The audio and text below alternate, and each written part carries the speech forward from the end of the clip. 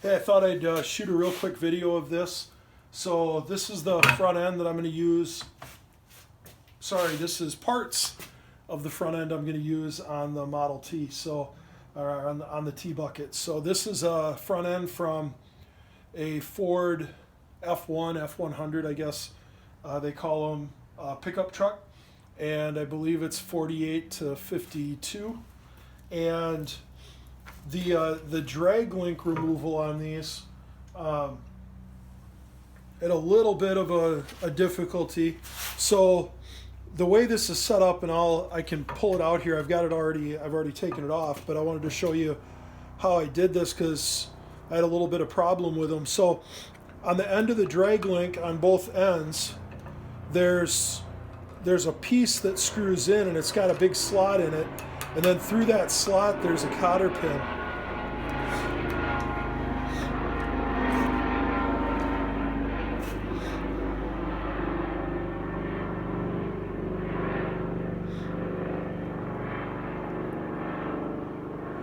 We'll let the helicopter get over. So you have to take that cotter pin out, and this side, actually, the cotter pin came out in a whole bunch of pieces.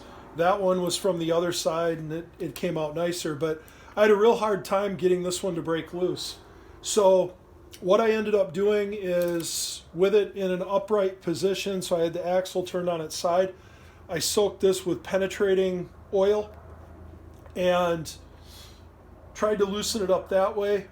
That didn't work, so finally today I had to heat the end of this up, and I was able to get that piece out. And what I ended up doing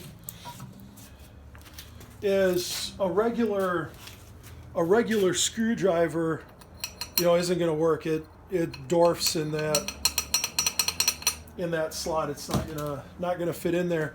So I had a chisel that I just cleaned up the end on and filed a little flat on it, and then that fits in there nice and tight.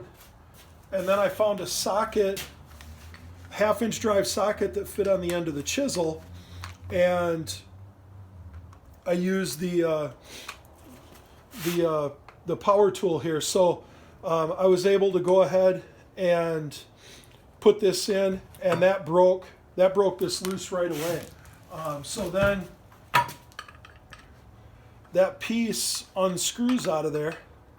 Now, when I unscrewed this side today, I had never taken one of these apart before, and there's 3 pieces and a spring in there.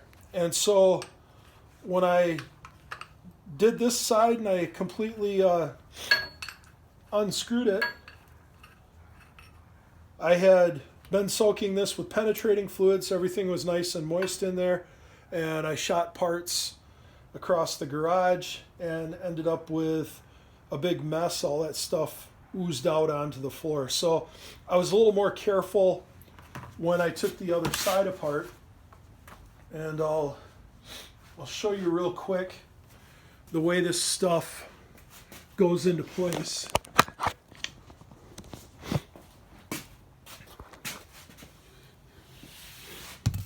So this is the other end of the drag link, and the order that this goes in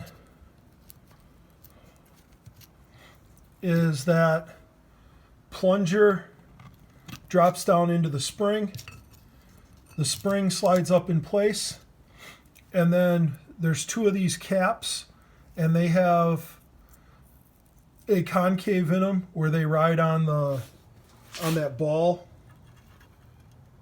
like that. So you put one of those in next to the spring, and then it goes over the ball. This one goes in, and then that screw-in cap at the very end, and there you can get an idea. Must be about 1 inch in diameter, just flat on the end, and that goes up against the flat. So those concaves go in toward the ball. So you've got the plunger, the spring, the piece with the clamp with the concave in it, the other clamp, and then and then that end piece. So that's how that goes back together. And then this piece wraps around that, and I'm assuming that all this is a dust jacket, but these parts are available online to do a rebuild, so they're like $17 a set. So it comes with all of these internal parts and this new rubber dust jacket sleeve. So I'm going to go ahead when I get ready for it to go all back together for the final time. I'll pick up 2 of these rebuild kits, and I'm gonna rebuild the whole front end anyway. It's going to get all new bushings and tie rod ends and all that kind of stuff. So that should give me good steering.